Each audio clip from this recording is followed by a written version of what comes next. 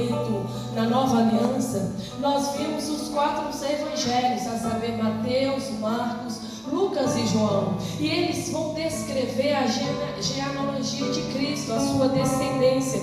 Eles vão trazer para nós o seu batismo, o nascimento, o percurso de Cristo, o percurso do seu ministério aqui na terra, e também vai relatar ensinando os ensinamentos de Cristo, o seu amor, a sua compaixão.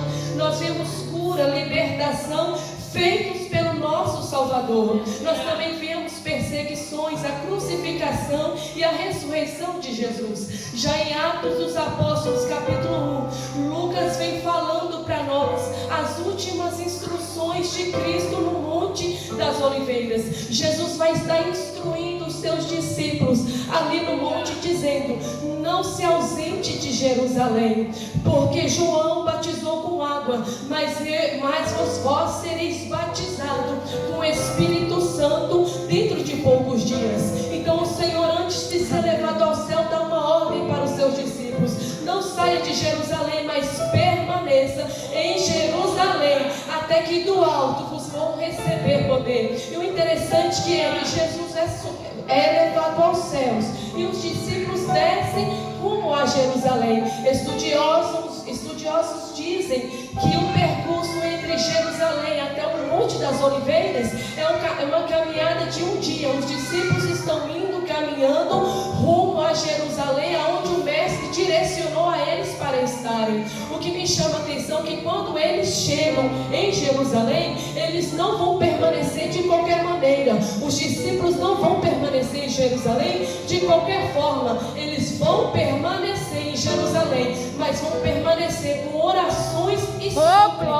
O que me chama a atenção é que quando os discípulos estavam com Cristo antes da sua crucificação, nós quase não vemos eles orando, mas vemos Jesus continuamente em oração. Nós percebemos e lemos o Mestre orando incessantemente. Então agora os discípulos estão no lugar que Jesus pediu para eles ficarem, mas eles estão em oração. O que me chama a atenção é que os discípulos viviam com Cristo, caminhavam com Cristo, compartilhavam com Cristo. Jesus agora é levado aos céus e eles estão ali em Jerusalém, e eles vão orar, porque quem tem encontro com a promessa, quem anda com Jesus, quem vive com Jesus, já não quer mais viver longe da presença.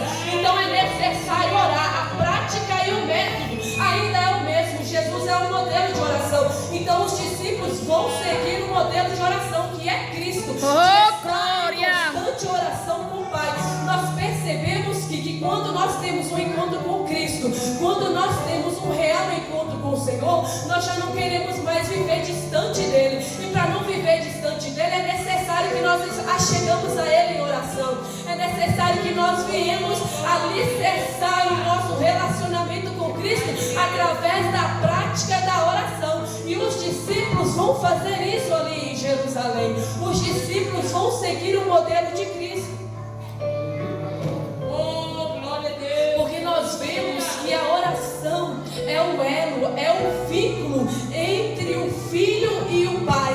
É através da oração que nós sentimos a presença dele. É através da oração que o Filho fala com o Pai e o Pai fala com o Filho. Sim, Deus! É fortificado, o alicerce é fortificado. Aleluia! Através da oração nós somos encorajados, glória a Deus, fortalecidos, somos moldados, porque através da oração o Senhor diz aonde nós devemos mudar. É através da oração que o Pai se revela ao Filho, dizendo aonde nós devemos mudar. Oh, glória! E nós devemos também fazer o que Ele aleluia!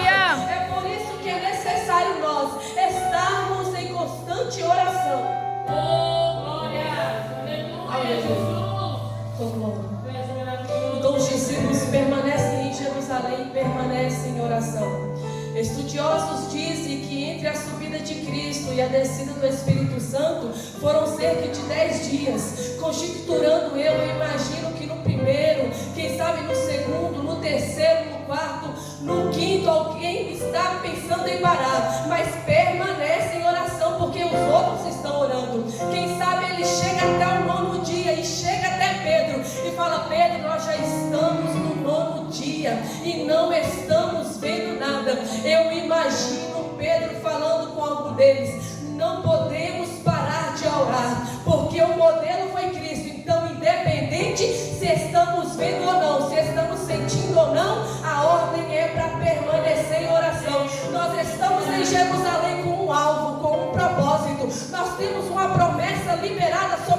vida e não podemos parar de orar. Então eles continuam orando. Então no 10º dia, Atos 2 diz que Glória a Deus, aleluia. Louvado seja teu nome. Atos 2 diz: e cumprindo-se o dia de Pentecostes, estavam todos reunidos, quando de repente veio do céu um vento veemente e impetuoso e encheu toda a casa. Aqueles discípulos estavam reunidos e foram cheios da presença do Espírito, porque eles permaneceram no lugar que Jesus disse que era para ficar. Então eles foram cheios, eles foram cheios, eles foram cheios da presença do Senhor. Oh, glória! A oração ainda é a chave da vitória. A oração ainda é a resposta. Verdade, glória a Deus. É a ligação entre nós. A oração ainda é a ligação entre a criatura e o Criador, entre o Filho e o Pai. Eu me lembro de uma certa vez, eu estava caminhando, não era batizada, ia de vez em quando na igreja, através de um convite, e eu bebia demais. E eu bebia tanto que quando não tinha uma cerveja para beber, eu e as minhas amigas, nós pegávamos pinga, limão e sal e tomava aquilo no lugar da cerveja, porque o corpo precisava e estava pedindo de novo. E eu bebia tanto, e eu trabalhava no supermercado, e nesse supermercado, quem colocava as garrafas de cerveja no freezer era eu, porque tinha um costume depois do serviço, os funcionários e o patrão se reuniam para beber uma cerveja. Então eu colocava aquela cerveja ali porque eu queria ela bem gelada, e eu estava tão viciada que o primeiro copo eu bebia